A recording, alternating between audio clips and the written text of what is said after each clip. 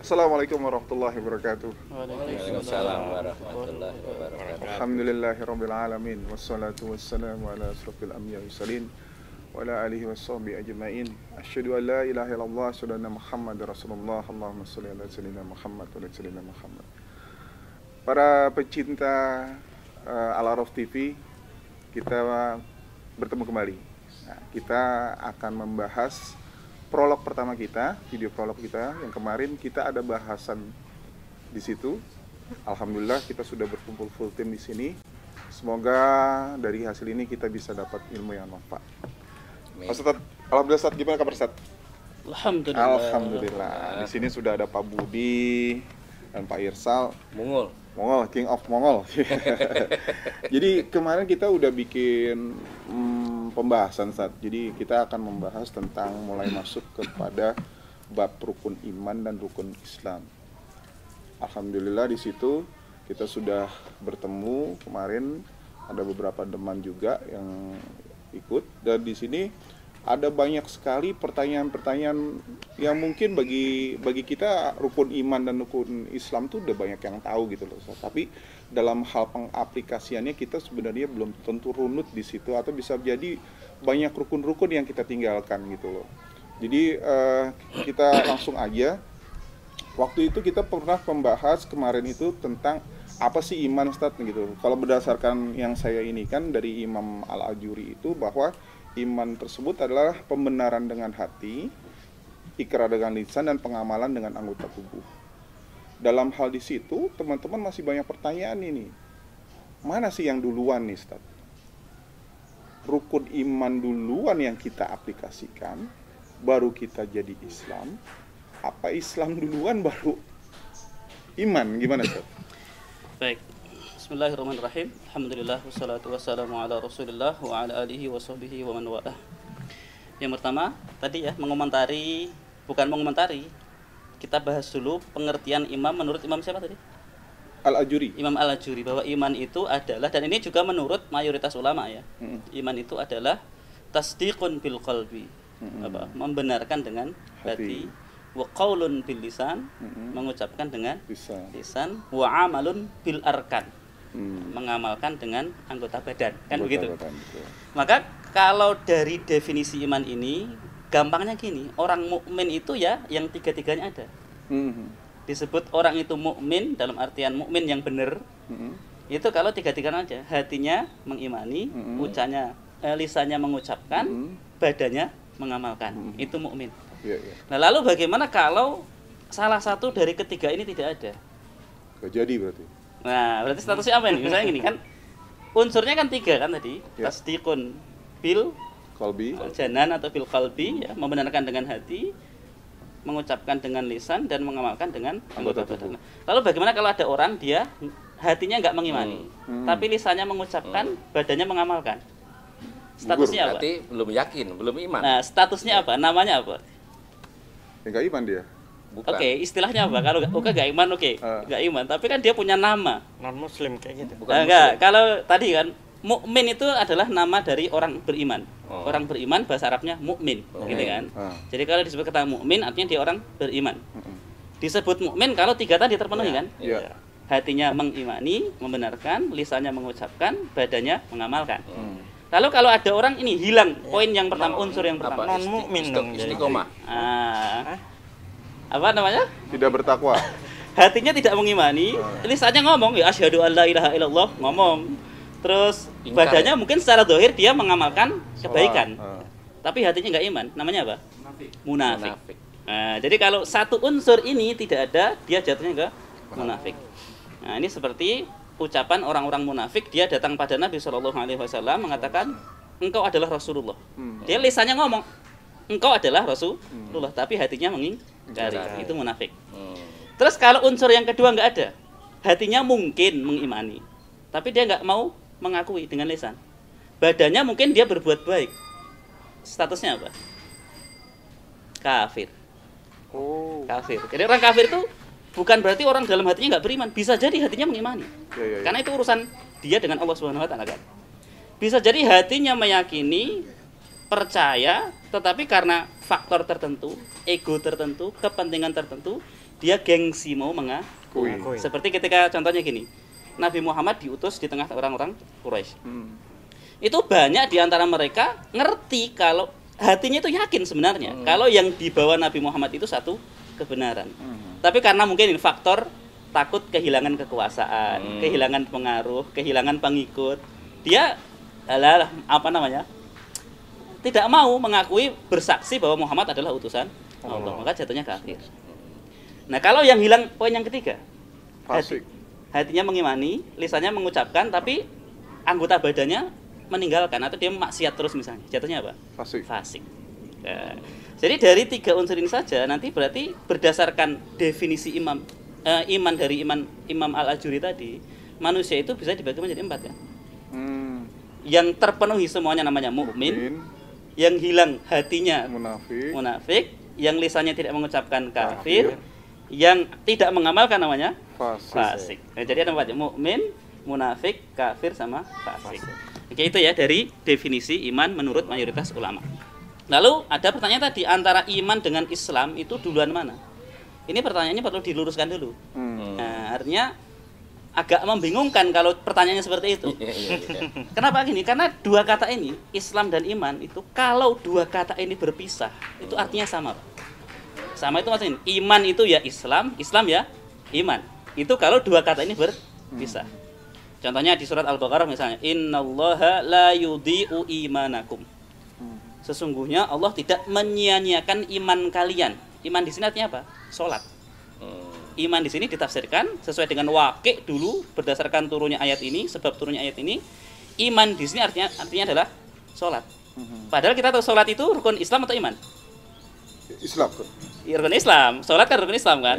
Tapi di Quran justru dikatakan iman. Jadi Islam dan iman itu sebenarnya sama kalau 2 kata ini berpisah. Iman itu ya Islam, Islam ya iman. Tetapi kalau 2 kata ini bertemu, nah itu lebih diartikan gini, Islam itu lebih kepada amalan yang zahir, yang kelihatan. Sementara iman itu lebih kepada amalan batin, hati. Nah, kembali pada pertanyaan tadi, mungkin pertanyaan yang lebih pas begini. Antara percaya kepada Allah dulu atau bersaksi dulu, berikrar syahadat dulu. Mungkin lebih ke arah situ ya. Orang itu percaya dulu pada Allah, baru bersaksi, gitu kan? Bersyahadat, atau bersyahadat dulu baru percaya. Nah, kalau kayak gini pertanyaannya, maka lebih dulu percaya. Hati percaya dulu bahwa di alam semesta ini ada pencipta, gitu kan? Penciptanya adalah Allah Subhanahu wa taala. Setelah hati percaya, baru mulutnya bersaksi, asyhadu. Nah, aku bersaksi. Kenapa? Tidak ada gunanya kamu bersaksi, lisanmu bersaksi, sementara hatimu tidak percaya. Nanti jatuhnya seperti orang munafik. Itu jadi urutannya. Kalau orang zaman dahulu ya, sebelum diutus Rasul, untuk percaya bahwa alam semesta ini ada penciptanya itu nggak butuh dalil dari Quran ataupun hadis sebenarnya. Cukup menggunakan akal sehat saja itu sudah cukup. Misalnya gini, di sini ada kopi misalnya. Kalau saya mengatakan kopi ini ada sendiri kan nggak mungkin kan? Itu akal manusia pasti mengingkari. Nggak mungkin tiba-tiba ada muncul kopi sendiri, itu kan nggak mungkin. Ya, jadi akal manusia yang sehat itu nggak bisa menerima kalau kopi bisa membentuk dirinya sendiri, kan nggak mungkin. Untuk perkara remeh saja akal kita nggak bisa menerima, apalagi alam semesta. Maksud alam semesta dikatakan muncul sendiri kan tambah nggak masuk akal lagi kan. Nah, akal manusia nggak bisa menerima, mau tidak mau harus meyakini bahwa kopi ini pasti ada yang buat, alam semesta ini pasti ada yang menciptakan. Nah, tapi mereka kan nggak ngerti. Yang penting mereka yakin dulu, percaya dulu bahwa alam semesta ini nggak mungkin ada dengan sendirinya, pasti ada penciptanya. Nah, setelah mereka percaya itu, akalnya menerima, baru diutus para rasul. Tugasnya ngajari yang menciptakan ini namanya Allah Subhanahu wa taala. Nah, setelah mereka percaya, tahu, baru mereka bersaksi asyhadu alla ilaha illallah wa asyhadu anna Muhammadan Rasulullah. Jadi tetap percaya dulu dalam hati, kemudian baru mengikrarkan. Karena kalau kita berikrar dulu, syahadat dulu, tapi hati tidak percaya, ya nggak ada gunanya kan Islam kita, jatuhnya munafik tadi. Gitu, mungkin pertanyaan lebih ke arah situ. Gitu Mas Bro, kurang lebih. Jadi kemarin salah semua itu ya. Yang namanya kalau kita mencari belajar, jadi bener jadinya. Sekarang kan udah langsung dijawab. Iya. Ada ahli. Ada bener. Kalau kemarin saya belajar menyimpulkan ada 3 manusia kan, 3 golongan. Pak Ustadz menyampaikan ada 4 golongan. Ya itu nggak apa-apa Pak sebenarnya gini. Karena misalnya gini, menurut Bapak ada 3 misalnya, itu nggak masalah. Menurut Bapak mungkin ada 7 misalnya. Oh, menurut saya. Mas Bro ada 15 misalnya, itu nggak masalah. Selama itu tidak keluar dari hakikat yang sebenarnya. Dan karena gini, pendapat kita itu kan nggak terlalu penting. Ya. Nggak terlalu penting, Mas. Kalau pendapatnya Imam An-Nawawi, Imam Al-Ajuri itu kan dipandang. Jelas. Nah kalau pendapat saya kan, walaupun saya mengatakan misalnya manusia dibagi menjadi 4 tadi, itu nggak terlalu penting, Pak. Siapa yang mau peduli kan gitu kan? Tapi kalau pendapatnya ulama-ulama besar itu kan diperhitungkan. Jadi tidak apa-apa kita katakan manusia dibagi menjadi 4 tadi berdasarkan definisi iman menurut Imam Al-Ajuri ataupun menurut mayoritas ulama. Karena unsurnya 3, maka ya jenisnya ada 4. 1 yang terpenuhi semuanya namanya mukmin yang sejati. Kalau hilang 1, hatinya hilang, nggak iman berarti munafik. Kalau dia nggak mau mengucapkan namanya kafir. Kalau nggak mau mengamalkan namanya fasik. Fasik itu orang yang maksiat, fajir, gitu ya sama. Gitu kurang lebih. Terus kalau polanya tersebut sudah tersusun kan, kalau berdasarkan ini kan keluarnya ada referensinya dari hadis ya. Yang mana? Yang rukun iman itu kan. Rukun iman ya. Islam dan imam ada hadisnya dari ada Nabi. Hadisnya. Terus yang saya maksud tuh kita itu harus mengimani proses untuk untuk dapat itu kita harus proses menjalani keimanan itu semua dulu, Ustaz. Jadi gini, pertama, kalau dari berdasarkan hadis, ini hadis panjang ya, hadisnya cukup panjang dari sahabat Umar bin Khattab kan, bahwa diceritakan ketika Nabi sedang bermajelis dengan para sahabatnya, datang laki-laki kan, warna putih semuanya, laki-laki yang asing yang nggak pernah dilihat sebelumnya, tetapi tidak tampak dia baru melakukan perjalanan jauh. Jadi nggak ada tanda keringat, nggak ada tanda letih. Langsung duduk di hadapan Nabi kan, menyandarkan lututnya dengan lutut Nabi, terus langsung memberondong Nabi dengan beberapa pertanyaan. Ya Muhammad, akhbirni anil Islam. Beritahu aku tentang Islam. Terus Nabi menjelaskan, al-Islam itu apa? Antasyhada alla ilaha illallah wa anna Muhammadan rasulullah wa tuqimas shalah wa tu'tiyaz zakat wa tasuma ramadan wa tahujjal baita in istata'ta ilaihi sabila. Yaitu Islam itu kamu bersyahadat ya, saksi tidak ada ilah selain Allah dan Muhammad adalah utusan Allah. Kamu menegakkan sholat, kamu membayar zakat, berpuasa Ramadan dan berhaji bila mampu. Nah, inilah yang nanti oleh para ulama disimpulkan menjadi apa? Rukun Islam. Rukun Islam yang 5 gitu kan. Nah, terus kata laki-laki itu apa? Sodakta, kamu benar. Nah, para sahabat yang hadir di situ dia heran, mereka heran. Ini gimana sih? Dia yang bertanya kok dia yang membenarkan. Kan nggak logis. Berarti ini kan hanya ngetes saja gitu kan. Terus tanya lagi, ya Muhammad akhbirni anil iman. Kabarkan kepadaku apa itu iman. Ya terus dijelaskan al-imanu apa? Antu minabillahi wa malaikatihi wa kutubihi wa rusulihi wal yaumil akhiri wa tu'mina bil qadari khairihi wa syarrihi. Iman itu kamu percaya kepada Allah, para malaikat, para rasul, kitab-kitab, hari akhir dan takdir yang baik maupun yang buruk. Sodakta, kata laki-laki itu kamu benar. Para sahabat heran lagi, loh kok membenarkan lagi, dia yang bertanya, dia yang membenarkan. Terus masih dilanjut dengan beberapa pertanyaan. Sampai akhirnya setelah orang ini pergi, Nabi Muhammad tanya, tahu nggak siapa tadi laki-laki itu? Para sahabat menjawab, Allah wa rasuluhu a'lam. Rasul dan Allah yang lebih tahu. Terus kata Nabi Muhammad apa? Dia Jibril datang kepada kalian untuk mengajari urusan agama kalian gitu. Jadi Jibril ngajari tentang urusan agama, tentang definisi Islam, definisi apa? Iman. Nah, lalu bagaimana mengcombine 2 rukun tadi, rukun iman dan rukun Islam. Maka tadi kalau 2 kata ini bersatu, maka lebih dikembalikan pada gini. Kalau untuk Islam lebih kepada aplikasi yang zahir yang tampak. Nah, makanya kalau kita melihat ada orang secara zahirnya dia kok sholat, dia puasa, dia bayar zakat, maka kita mau tidak mau harus menghukumi dia sebagai orang apa? Islam. Muslim itu adalah sebutan untuk orang Islam, Muslim. Nah, kita tidak bisa mengatakan dia munafik kecuali kalau memang tampak perilaku yang jelas ya menunjukkan kemunafikannya. Tapi selama dia melakukan secara zahir, lahiriah, dia melakukan 5 rukun tadi, ya, urusan hati nggak masuk, nggak diurus di situ.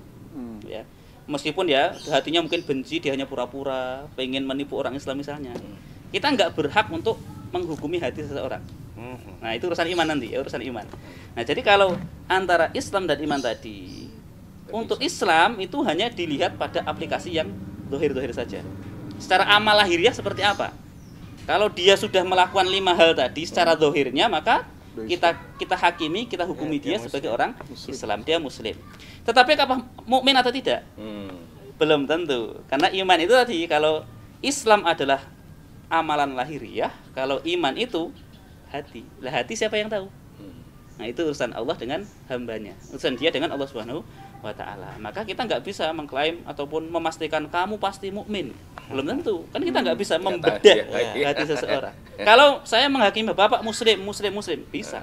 Kenapa? Saya zahirnya melihat bapak ya sholat, bapak bayar zakat, ya pernah umroh, pernah haji misalnya. Muslim, tapi apakah mukmin? Ya kalau iman itu kan urusan hati bapak. Bapak sholat niatnya apa? Lillah atau tidak? Bapak sholat karena keimanan pada Allah atau karena urusan duniawi? Itu nanti yang membedakan. Jadi untuk Islam itu adalah praktek amal lahiriah, sementara iman itu lebih kepada hati kita. Bagaimana ketika kita melakukan amal lahiriah itu dasarnya apa? Kalau dasarnya keimanan pada yang 5 tadi, yang 6 tadi, maka kita menjadi mukmin. Orang mukmin pasti muslim, tapi muslim belum tentu mukmin. Gitu. Karena muslim itu nanti bisa munafik itu. Secara zahir itu juga dihukumi sebagai orang muslim. Walaupun hati, kan tadi kan urusan hati kan nggak tahu kan. Gitu. Kita hanya diperintahkan oleh Allah untuk menghakimi, menghukumi berdasarkan zahir yang kelihatan. Itu Mas kurang lebih. Nah, kalau dalam hal rukun Islam itu kan di situ ada saya melihatnya itu ada ucapan yang bisa saya bedakan antara ucapan meyakini dengan menyaksikan. Nah itu kalau dalam rukun Islam itu gimana kita cara membedakannya Pak Ustaz? Kalau rukun Islam Pak itu bukan meyakini tapi bersaksi. Bersaksi itu apa? Ini lisan. Nah, jadi makanya antasyhada alla ilaha illallah wa anna muhammadan rasulullah. Engkau bersaksi. Nah, nanti di surat Al-Munafiqun ayat pertama kan ada ayat ini. Idza ja'akal munafiquna qalu nashhadu innaka la rasulullah. Wallahu ya'lamu innaka la rasuluh wallahu yashhadu innal munafiqina lakadzibun. Apabila orang-orang munafik datang kepadamu wahai Muhammad, mereka berkata, nashhadu, kami bersaksi bahwa engkau adalah utusan Allah. Dan Allah tahu bahwa engkau itu benar-benar utusannya. Terus kemudian Allah katakan apa? Wallahu yashhadu innal munafiqina lakadzibun. Allah bersaksi bahwa orang-orang munafik itu mereka berdusta. Jadi ucapan di mulut mereka, bibir mereka, lisan mereka mengatakan asyhadu annaka rasulullah. Aku bersaksi kamu adalah utusan Allah, itu dusta. Nah, jadi tetapi boleh nggak kita menghakimi bahwa dia adalah munafik? Ya nggak bisa. Ya. Karena secara zahir lisannya sudah mengatakan asyhadu. Jadi Islam itu lebih kepada amalan zahir, Pak. Jadi syahadat di situ artinya bukan iman. Bukan meyakini, tetapi menyaksikan. Mengikrarkan dengan lisan. Ini kalau dua kata ini dipisah loh ya. Tapi kalau kalau dua kata ini disatukan. Tapi kalau mau dipisah ya iman ya Islam, Islam ya iman. Biasanya sangat berbeda dengan dalam kehidupan sehari-hari orang seperti saya ya. Kalau yang namanya saksi itu ya dia melihat sendiri, mendengar sendiri dan contoh gampangnya mungkin gini Pak, untuk membedakan antara bersaksi dengan mengimani. Ada orang misalnya, ada seorang perempuan, dia muslimah itu beragama Islam, gitu kan. Terus dia pengen menikah dengan laki-laki tapi non, gitu kan. Dalam Islam kan nggak bisa terjadi pernikahan kan? Iya nggak boleh. Akhirnya laki-lakinya ini entah iman beneran pengen masuk agama Islam, atau pura-pura masuk agama Islam hanya untuk bisa menikahi si perempuan. Nah makanya gini, itu kan kita nggak pernah tahu Pak, apakah nanti ketika dia masuk agama Islam itu niatnya karena memang dia beriman pada Allah, meyakini Islam itu agama yang benar, atau hanya kan demi kepentingan supaya bisa menikahi si perempuan gitu. Nah, tapi secara zahir ketika sinon tadi mengucapkan misalnya berikrar asyhadu alla ilaha illallah wa asyhadu anna muhammadar rasulullah, berarti secara zahir dia statusnya non atau sudah muslim? Muslim. Sudah muslim, Pak. Nah, itulah makna dari bahwa kita hanya diperintahkan untuk menghakimi berdasarkan yang zahir saja. Adapun hatinya dia hanya pengen menipu kita misalnya, hanya pengen supaya nanti si gadis itu bisa dinikahi. Setelah dinikahi terus dia murtad lagi, itu kan urusan dia. Ya. Gitu, Pak ya. Jadi sekali lagi untuk menjadi orang Islam itu ya syaratnya kan gampang. Asyhadu alla ilaha illallah. Iya. Tapi untuk mukmin itu kan butuh di hati. Dan itu urusan hamba dengan Allah Subhanahu wa taala. Begini ya maksudnya omongannya beliau itu begini, Ustaz. Apakah seseorang tersebut dia sudah melakukan apa namanya tadi syahadat? Apakah memang dia harus menyaksikan dulu Allah? Maksudnya saksikan? Pengertiannya dia mengimani kan gitu loh. Ya, tergantung. Tadi tergantung Kalau tujuan dan akhirnya kepentingan dia bersyahadat itu apa. Dilarikan ke situ. Iya, kalau kalau dia bersyahadat karena dasarnya sudah yakin, percaya bahwa Allah itu adalah Rabb yang berhak disembah, Muhammad itu utusan Allah, berarti landasan dia bersyahadat adalah karena iman. Tapi kalau alasan dia bersyahadat tadi pengen menikahi si perempuan, pengen faktor ini dan itu, berarti kan di dalam hatinya nggak ada iman kan, hanya demi kepentingan duniawi saja.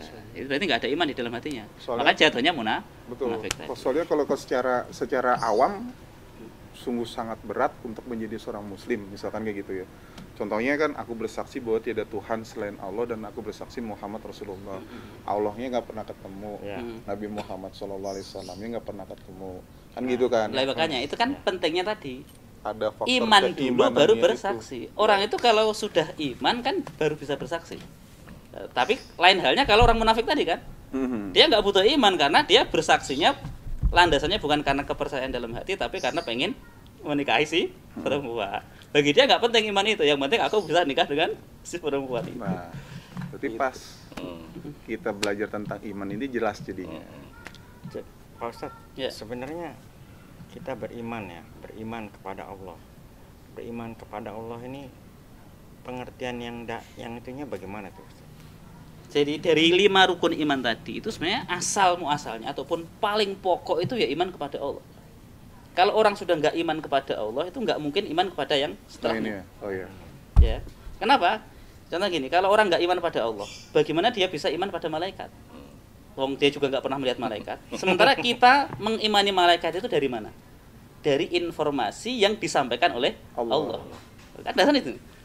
Kita nggak mungkin beriman pada para rasul, wong kita nggak pernah ketemu para rasul. Kita ngerti ada rasul yang diutus itu ya berdasarkan informasi dari Allah. Semuanya dari situ, Pak.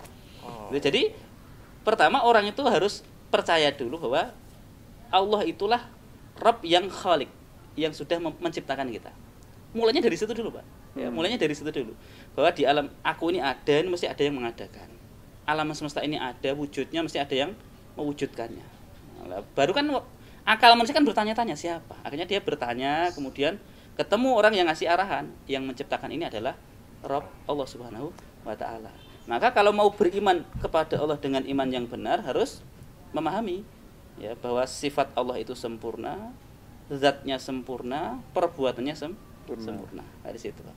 Jadi Allah itu zatnya sempurna, sifatnya sempurna, perbuatannya sempurna. Nanti kalau orang sudah iman pada Allah benar, itu iman yang kedua, ketiga sampai yang keenam itu gampang. Iman pada takdir gampang enggak? Gampang kalau sudah iman pada Allah. Sudah yakin bahwa perbuatan Allah itu terbaik. Berarti apapun yang menimpa kita itu yang terbaik. Itu kan ini takdir kan nanti kan. Jadi fondasinya di iman kepada Allah dulu. Gitu. Waduh, udah kelar. Betul. Jadi udah terjawab. Ya, jadi kita nggak perlu berpolemik di situ. Iya, seperti yang kemarin kita bahas itu, yang kita prologkan itu kan. Nggak apa-apa, ribut-ribut dikit nggak apa-apa. Aku cekat santai. Tapi memang jelas tantangannya itu how to be mukmin. Iya. Mukmin. Ya kan sudah percaya kan? Percaya sama Allah, Pak? Percaya, Pak? Percaya. Ya udah mukmin kan beres. Iya. Nggak usah dipersulit, Pak. Kalau apa yang mudah kalau itu yang nggak usah namanya dipersulit. persen itu 1000, saya 1000%, bukan 100% lagi. Sudah, berarti kan beres, sudah mukmin Iya. kan.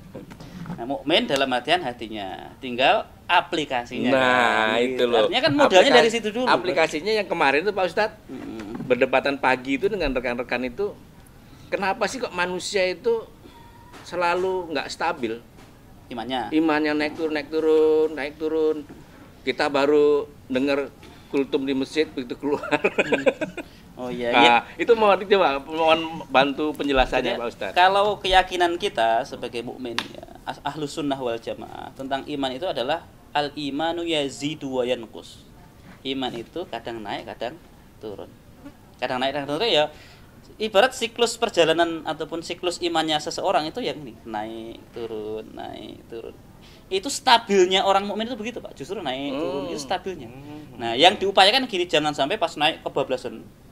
Tapi pas jatuh terlalu dalam. Itu diupayakan jangan sampai begitu. Ya naik dikit, kayak naik tangga pelan-pelan lah. Naik dikit, turun dikit, naik dikit. Siklusnya memang seperti itu, Pak. Jadi nggak ada orang yang siklusnya kayak gini terus, nggak ada. Kecuali para nabi ya. Kalau kita kan bukan nabi ya. Bukan nabi. Bahkan ada hadis dari Nabi Muhammad SAW.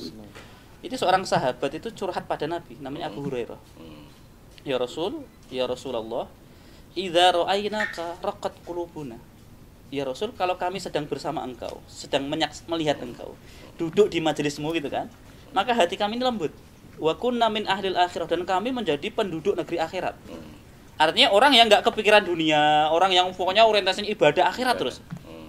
Ya, artinya kan bagus kan, ibarat imannya ini. Tetapi wa idza faraqnaka.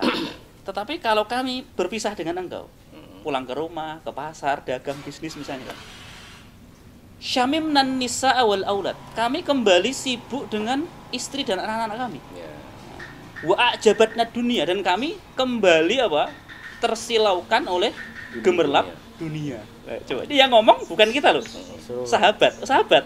Orang yang hidup di masa Nabi itu aja udah mengalami siklus iman kayak gitu, Pak. Ya, naik turunnya. Naik turun itu sahabat ya. Terus kata Nabi apa? Nabi tidak menghakimi Abu Hurairah enggak, tapi Nabi justru memaklumi itu, Pak. Coba. Lau annakum takununa fi kulli halin 'alal halil lati kuntum 'alaiha inti.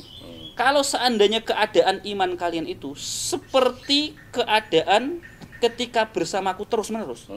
Artinya kok selalu kok akhirat terus. Selalu taat terus tuh. Laso fahatkumul malaikatu biaidihim. Niscaya kalian akan didatangi para malaikat lalu disalami dengan tangan-tangan mereka. Dan walazaratkum fi buyutikum, dan malaikat akan berkunjung ke rumah kalian. Jadi seakan-akan kalian itu jadi temannya siapa? Malaikat. Jadi orang yang enggak pernah maksiat, enggak pernah jatuh imannya itu ya malaikat. Laulam tuznibu, kata Nabi, kalau kalian enggak bisa berbuat kesalahan, artinya ada orang kok enggak pernah berbuat salah. Laja Allahu biqaumin yudnibun. Niscaya Allah akan gantikan kalian dengan satu kaum yang bisa berbuat kesalahan. Kayyughfar lahum, supaya Allah bisa mengampuni mereka. Karena gini, Allah itu kan Ghafur. Ghafur itu apa artinya? Pengampun. Maha pengampun. Nah, kalau hambanya enggak ada yang berbuat salah, terus maghfirahnya Allah itu mau diberikan pada siapa? Karena gini, sifat Allah itu mesti tembus pada hamba-hambanya. Allah muhyi, menghidupkan, mumit, mematikan. Maka hambanya yang hidup dimatikan. Allah ghafur, maha pengampun. Hambanya yang berbuat dosa diampuni. Dari situ. Jadi satu hal yang wajar dalam tanda kutip dan normal kalau iman manusia itu kadang naik kadang turun, dan itu wajar, normal, Pak.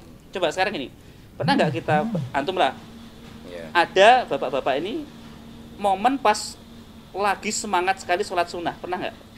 Pernah. Tapi ada momen males sholat sunnah. Ya. Ada kan? Ya. Itu berarti imannya lagi kan ini kan? Dan itu tidak masalah, Pak. Nggak masalah ya. Kenapa? Ketika kita misalnya, karena itu satu dia sholat sunnah. Bukan kok kita meremehkan sunnah, enggak. Ketika kita misalnya lagi tidak semangat untuk sholat sunnah, kita bisa mengalihkan semangat kita untuk amalan yang lain. Misalnya sekarang semangat sedekah. Oke, pas momen ini aku nggak semangat sholat sunnah, tapi semangat baca Quran. Kan sama-sama bagus kan? Hanya beralih, awalnya semangat sholat sunnah, sekarang semangat baca Quran. Pas baca Quran kok berat sekali misalnya. Baru satu halaman ngantuk misalnya gitu kan. Sekarang momennya semangat apa nih? Semangat sholat malam misalnya. Udah, maksimalkan semangat sholat malam itu. Itu bukti bahwa iman itu ya kadang naik kadang turun di situ, Pak. Dan itu manusia. Artinya kalau kita mengambil contoh iman yang turunnya itu masih batas turun baik ya. Turunnya masih di atas standar. Standar. Kalau sekolah itu masih KKM. Berarti nih. Tapi kalau turunnya pas seperti apa yang saya contohkan seperti kemarin itu, mengakal-ngakalin laporan sehingga ada lebihnya di situ, dunianya kan ini saya ambil nih kelebihannya, nggak saya laporkan. Nah, sampai seperti itu kan itu artinya turunnya sudah turun tinggal di berarti upaya naiknya harus lebih berat lagi, Pak. Iya. Jadi berarti gini, kalau dia turunnya sedikit kan naiknya juga nggak terlalu berat. Nah. Turunnya dikit, naiknya nggak terlalu berat. Tapi kalau turunnya sekali, dia nggak langsung naik, turun lagi. Begitu dia mau naik kan juga agak berat. Gitu. Ibarat gini lah, orang itu kalau misalnya dia nggak sholat, biasa kita sholat 5 waktu, terus nggak sholat sekali, itu rasanya gimana gitu Gelisah. ya, ada yang kurang gitu ya. Tapi kalau terus-terusan nggak sholat lagi, nanti rasa itu akan hilang, Terbiasa. akan biasa kan, seakan-akan meninggalkan sholat itu ya biasa aja. Iya, iya. Sehingga dia untuk memiliki rasa tanggung jawab mengerjakan sholat itu butuh proses yang panjang lagi. Artinya turunnya itu kalau masih batas toleransi kebaikan itu normal gitu Pak Ustadz ya. Tapi kalau turunnya dalam arti turunnya merugikan di dunia aja udah merugikan orang lain, itu artinya gini Pak, jadi kalau turunnya iman itu bisa jadi manusia itu atau orang mukmin sekalipun itu bisa jadi dia maksiat. Kalau turun kayak tadi ya, nggak semangat sholat sunnah itu kan nggak maksiat kan? Iya betul. Karena Iya. sholat sunnah bukan Iya, satu kewajiban. betul. Tapi kalau misalnya dia turunnya kok misalnya Tiba-tiba nggak sholat. Nah, jangan nggak sholat lah. Apa? Terlalu berat itu. Nyopet misalnya, Ya. mencuri lah misalnya. Oh, ya, mencuri. mencuri. Itu kan maksiat banget kan? Betul. Tapi bisa nggak dia kembali ke atas? Bisa. Bisa kan? Karena pintu tobat selalu terbuka kan? Artinya kalau dia habis maksiat terus dia sadar, ngerti kalau perbuatannya nggak baik, terus dia dengan sadar menyerahkan kembali apa yang dia ambil, terus beristighfar mohon maaf, beristighfar mohon ampun kepada Allah, kan sudah berarti imannya naik lagi kan? Nah di situ. Jadi seberapa apapun, sedalam apapun kita jatuh itu sebenarnya tetap ada kesempatan untuk kembali ke Ya. track kita yang sebelumnya, Pak. Tinggal Artinya- kita mau atau tidak. Itu artinya- saking baiknya Allah pada kita. Iya. Gitu. Ya artinya kan jadi saya suka menggelitik diri sendiri tuh, menyaksikan yang karena ada toleransi, Allah aja memberikan toleransi kan, memberikan pengampunan kalau yang betul bertaubat sungguh-sungguh kan. Betul. Artinya dijadikan sebagai ending daripada perilakunya manusia. Mending sekarang mak saya dulu nggak apa-apa. Nah gitu. itu loh. Contohnya Jadi- misalnya lah aku jadi pejabat korupsi sebanyak-banyaknya nggak apa-apa deh. Penting nanti endingnya tobat. gitu. Endingnya saya nanti naik haji. Tobat gitu. Iya.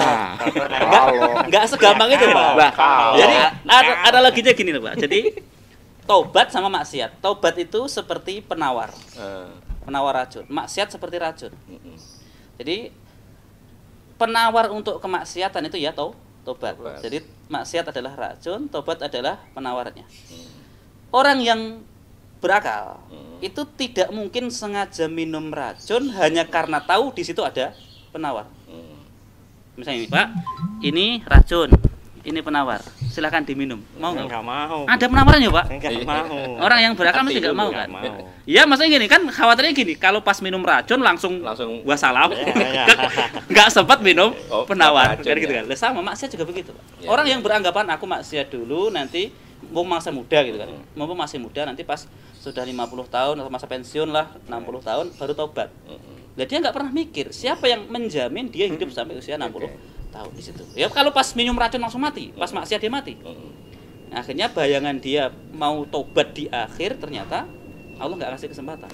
Sudah kan? Jadi kembali lagi kita nggak bisa mengandalkan itu tadi meremehkan maksiat hanya gara-gara Allah membuka pintu tobat, nggak bisa begitu, Pak. Karena kita sekali lagi rahasia takdir itu kan nggak pernah kita tahu kan. Iya. Ya, artinya Ustaz. memang artinya kan manusia itu hanya batasnya memang batas yang di kalau yang saya sebutkan kemarin itu batasnya hanya di level kedua aja nih manusia ini. Karena apa? Karena manusia masih suka melakukan sesuatu yang kategorinya maksiat. Ya kebanyakan manusia Nah, begitu, begitu. mayoritas gitu. Akhirnya saya mentok di situ. Akhirnya dia nggak akan berubah mencapai ke yang tadi tuh, yang maksiatnya yang batas Mukmin. Yang nggak ada itu. Nggak ada itu ya. Ya kita nggak tahu, Pak. Yang jelas Tapi diganti, Bro. fitrahnya manusia Diganti itu kita, Bro. al insanu mahal fata'wan nisyan. Kata Nabi kan gitu, manusia itu memang tempatnya salah dan lupa. Temen Ya, kita malaikat, Iya. Bro. Yaudah kalau gitu nanti Repot. kita sama-sama ketemu di neraka ya. Jangan. Jangan, situ yang mau. Ustadz, ini ya. Oke. Kan tadi Ustadz bilang kan iman seseorang itu turun naik ya. Nah, kalau pas nih biasanya sholat rajin, pas sholat sunahnya rajin. Terus satu kali sholat sunnah males gitu ya. Nah, ini bukan masalahnya males. Jadi akhirnya sholat sunnah dijalanin juga. Bukan kenapa ini Pak Ustadz, karena takut jangan ntar kalau gua nggak sholat sunnah Tuhan marah lagi. Nah gimana itu kalau kayak berarti nggak apa-apa Pak. Jadi dia tetap beribadah karena khauf, rasa takut kepada Allah Subhanahu wa Ta'ala. Jadi nggak apa-apa. Itu ibarat gini, dia memaksa dirinya sendiri untuk tetap taat dengan menghadirkan tadi, kalau aku nggak sholat nanti aku masuk neraka bagaimana, Allah murka padaku bagaimana. Walaupun kan dalam hati berat kan. Nah, jadi dia memaksa dirinya untuk tetap sholat. Itu nggak apa-apa, nggak masalah. Ya karena satu amalan yang istiqomah itu memang biasanya berawal dari paksaan terhadap diri sendiri. Ya, untuk ibarat step pertama kan biasanya berat kan. Tapi kalau sudah berjalan terlalu jauh, sangat jauh kan biasanya kan ringan. Sholat malam kali pertama berat Pak. Kali kedua berat. Sepekan, sebulan pertama mungkin berat. Tapi kalau sudah menjadi satu seperti kebiasaan itu, kalau nggak sholat malam akan terasa apa? Kurang, kayak ada yang kurang. Nggak maksimal kan begitu. Terus, jadi enggak apa-apa. Ini ada satu lagi Ustaz. Katakanlah ya kita udah benar ini. Terus kita bener apa? Maksudnya pas berjalan seperti sholat apa. Nah, tiba-tiba tergelincir nih kita nih. Nah, bukan artinya maksiat enggak. Tapi kita melakukan dosa lah, salah. Ya maksiat dosa Pak. Ya, maksiat. Apa maksudnya gini? Kan saya udah lakukan sholat tobat. Apakah setelah itu saya wajib lagi harus sholat tobat? Kan saya setelah berbuat salah itu apa saya harus sholat tobat lagi? Jadi gini Pak, kata Nabi gini, wa'at bi'is-sayyi'atal hasanata tamhuha. Ikutilah perbuatan buruk, perbuatan maksiat itu dengan kebaikan.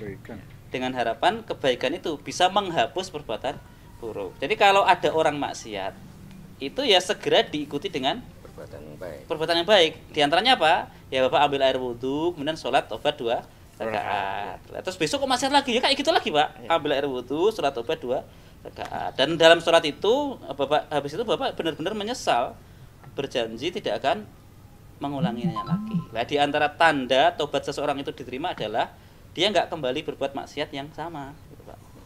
Itu tandanya, gitu ya. Bukan ini maksud saya, itu kita bukan hanya memohon ampun sama Allah aja tanpa melalui sholat tobat. Ya bisa harus Pak. wajib. Tidak harus sholat tobat. Sholat tobat itu hukumnya sunnah juga. Artinya kalaupun tidak melakukan hal itu ya nggak masalah, bisa dengan, karena gini Pak, ada dosa yang itu nggak cukup dengan sholat tobat saja, terutama dosa kepada sesama manusia. Bapak habis ngambil duit orang misalnya, itu kan nggak cukup sholat tobat Pak, harus kembalikan duit sebut minta maaf. Itu tobatnya yang benar begitu. Jadi kalau Bapak ngambil duit, misalnya ngambil duit orang, misalnya gitu ya contoh, Bapak tobat, sholat tobat 2 rakaat, itu belum diterima tobatnya Pak, karena masih ada haknya orang lain yang Bapak bawa. Tapi kalau Bapak nggak sholat 2 rakaat sholat tobat, tapi langsung datangi yang Bapak ambil, minta maaf, kembalikan duit itu malah sudah tobat yang benar. Jadi sholat tobat itu salah satu cara saja. Kalau bisa ya dikerjakan, kalau nggak bisa ya Bapak beramal soleh yang lain. Amal soleh kan banyak Pak, yang wajib sedikit, tapi yang sunnah banyak. Jadi kalau nggak bisa satu, ada banyak opsi yang lain. Kayak tadi loh, kalau Bapak lagi nggak semangat sholat sunnah, Bapak bisa zikir, Bapak bisa belajar, baca kitab, baca Quran, kan bisa. Iman seorang itu gitu Pak. Karena itu diantara hikmah kenapa yang wajib itu sedikit, yang sunnah banyak. Supaya ketika kita nggak semangat di satu amalan, kita bisa semangat di amalan yang lain. Gitu Pak. Terima kasih. Islam itu baik. Mudah, Islam itu mudah. Tetapi juga kita nggak boleh menggampangkan. Kemudahan dalam Islam kita ambil kalau sudah sesuai dengan porsinya lah ya. Tapi jangan sampai kita terjatuh ke dalam perilaku meremehkan atau menggampangkan. Itu enggak boleh. Cukup kayaknya. Iya, berat terjawab semua. Udah terjawab semua. Sampai saya nggak bisa merangkum nih, jujur aja. Saya nggak bisa merangkum. Nggak usah dirangkum, biarkan kayak gini saja. Closingnya tuh saya nggak bisa ngerangkum. Soalnya kayak pertanyaan-pertanyaan sudah terjawab semua, ya udah cuma Allah nanti doang. Pemirsa sendiri yang menyimpulkan. Iya. Duh, terima kasih Ustadz atas segala-galanya pencerahan. Mungkin kita akan buat lagi pastilah, tentu dengan tema-tema yang berbeda lagi. Saya jujur aja pengen panjang ini, cuman kayaknya sudah terjawab semua. Dan akhirnya kita nggak usah mempersulit-sulit sekali, yang tentunya sudah tahu jawabannya. Terima kasih semua teman-teman di sini. Terima kasih pemirsa, insya Allah kita akan ketemu lagi di lain kesempatan. Doakan kami untuk bisa terus berkarya. Terus terang karya kami berharap ini menjadi ibadah buat kami dan ibadah buat semua. Terima kasih. Assalamualaikum warahmatullahi wabarakatuh. Waalaikumsalam warahmatullahi wabarakatuh.